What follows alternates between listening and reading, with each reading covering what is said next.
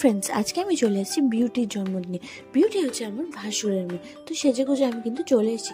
ওকে আমি দিয়ে দিলাম ওর জন্য আনা একটা স্পেশাল সারপ্রাইজ গিফট। তো ও এটা খুলছে, দেখা যাক ওর পছন্দ হয় কিনা। সারপ্রাইজ গিফট হলে কিন্তু সবারই ভীষণ ভালো লাগে, আর ও দেখে মনে হচ্ছে একটা খুব আনন্দের সঙ্গে খুলছে, মনে হচ্ছে পছন্দই হয়েছে।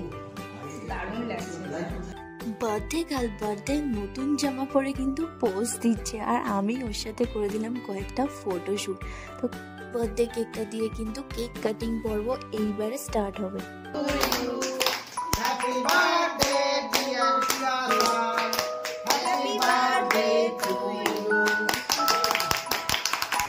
দুজনে মিলে গালে কেক মাখামাখি করে নিলাম একটু আনন্দ।